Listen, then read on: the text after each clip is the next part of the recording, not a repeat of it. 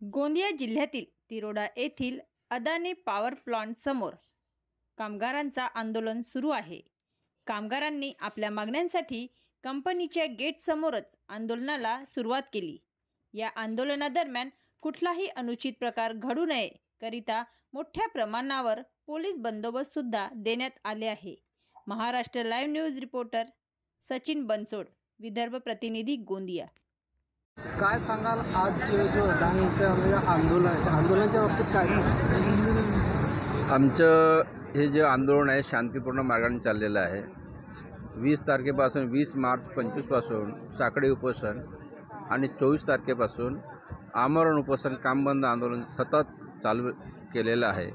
आमच्या ज्या 20 मागण्या आहेत त्या 20 मागण्या अप्पर कामगार आयुक्त नागपूर या ठिकाणी बैठक जी लागली होती त्या बैठकीमध्ये निष्कर्ष कोणताच न निघाल्यामुळे आम्हाला नाईलाज असतो या ठिकाणी आमरण उपोषण करत आहोत। तर आमच्या ज्या प्रमुख मागण्या आहेत, जी ग्रॅज्युटी या 2012 पासून आम्हाला मिळाली नाही आहे, ती ग्रॅज्युटी कायद्यामध्ये असूनसुद्धा आम्हाला जर मिळत नसेल त्याकरता त्या विरोधामध्ये आम्ही बसलेलो आहोत। दुसरी गोष्ट अशी आहे की महाराष्ट्र सरकारने जे त्यांचे औष्णिक विद्युत केंद्र आहेत त्या विद्युत केंद्रामध्ये 19% बढोतरी दिलेली आहे। माननीय मुख्यमंत्री फडणवीस साहेब यांनी 42,000 कामगारांना 19% बढोतरी दिल्याच्या नंतर त्यांच्या वेतनामध्ये वाढ झालेली आहे।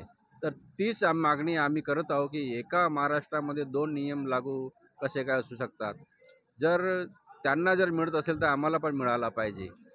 तिसरी मागणी आहे की जे भत्ते आहेत महानिर्मितीमध्ये जे भत्ते आहेत ते जसेच्या तसे भत्ते आम्हाला मिळाले पाहिजे। समान काम समान वेतन असल्यामुळे हा जो उच्च न्यायालयाचा जो निर्णय आहे त्या निर्णयाच्या अधीन राहून आमचे वेतन भत्ते आणि समान काम आम्ही करत असल्यामुळे आम्हाला समान वेतन पण मिळालं पाहिजे असे आमच्या मागण्या आहेत।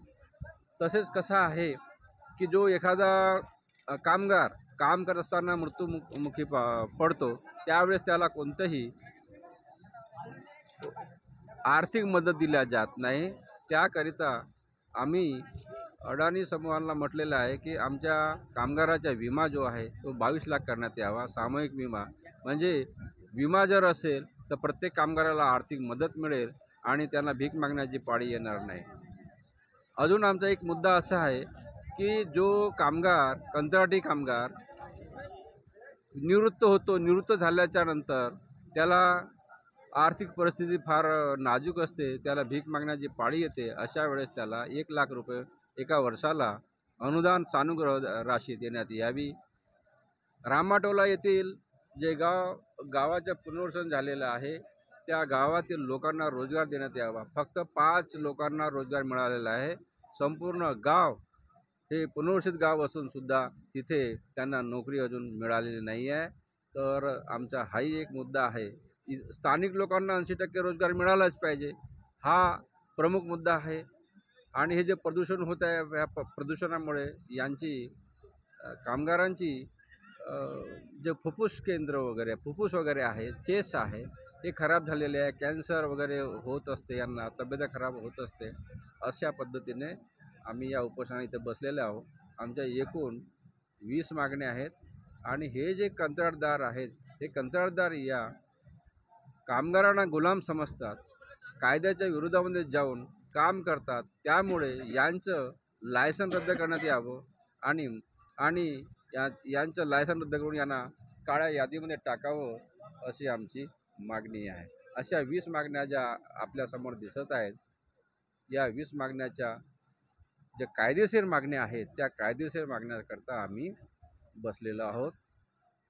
जनता प्रतिनिधी आमदार असतील, खासदार असतील, कुणी भेट दिली? अजूनपर्यंत कोणत्याही मोठ्या नेत्यांनी इथे भेट दिलेली नहीं है। बताओगे आज जो अदानी से इसमें काम बंद आंदोलन के बारे में क्या बताना चाहते? आंदोलन के बारे में ये बताएंगे। सबसे पहले मैं अपना परिचय देता हूँ। भाई महेंद्र हिंगे, शाखा कोषाध्यक्ष रोजंदारी मजदूर सेना, शाखा अदानी पावर प्लांट तिरोड़ा। मैं ये बताना चाहूँगा कि हम कम से कम 12 साल से हम काम कर रहे हैं यहाँ पे अदानी पावर प्लांट में। तो तब से हमारा ना एग्रीमेंट हुआ, ना कुछ पेमेंट बढ़ा, जो महाराष्ट्र लेवल पे जो गवर्नमेंट के रूल से जो चल रहा है अभी 2024 1 अप्रैल 2024 को महाराष्ट्र शासन ने 19% बेसिक पे जो वेतन बढ़ाया है वो हमारी मांगे है।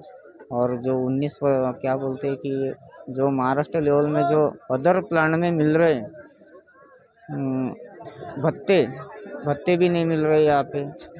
और जो हमारी ग्रेजुटी है 2012 से ग्रेजुटी भी नहीं मिल रही है।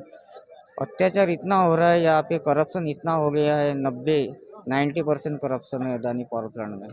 जब भी बोलना चाहते हो तो हम उनको पत्र के माध्यम से हमने 30/1/2025 को हमने अदानी पावर प्लांट व्यवस्थापन को दिए थे पत्र आंदोलन के बारे में, और प्रशासन को भी दिए थे पत्र। फिर एक के बाद फिर उन्होंने बैठक लगाई अपर कामगार आयुक्त में 14/2/2025 को। उसके बाद में उन्होंने 2 दिन में बोले कि हम बैठक लगाते हैं आपके साथ में अदानी मैनेजमेंट में। बैठक नहीं लगाई, फिर 17 को और अपर कामगार आयुक्त में बैठक लगाई उन्होंने। वहाँ पे भी उन्होंने बोले कि हमारे को 1 महीने की समय दो। हमने वो भी समय देने के बाद भी आज तक उन्होंने हमारी दखल नहीं दिया।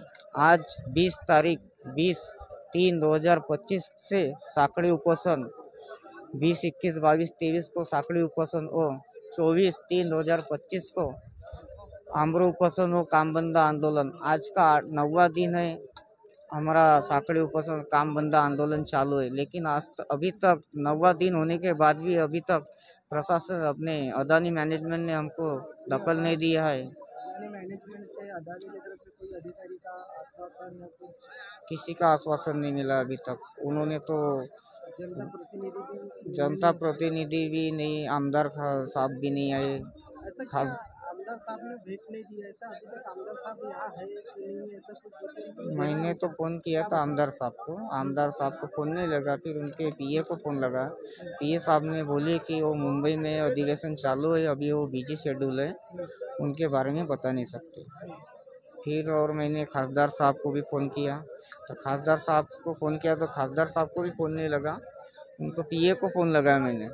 पीए साहब ने भी बोले कि खासदार साहब तो अभी अधिवेशन में दिल्ली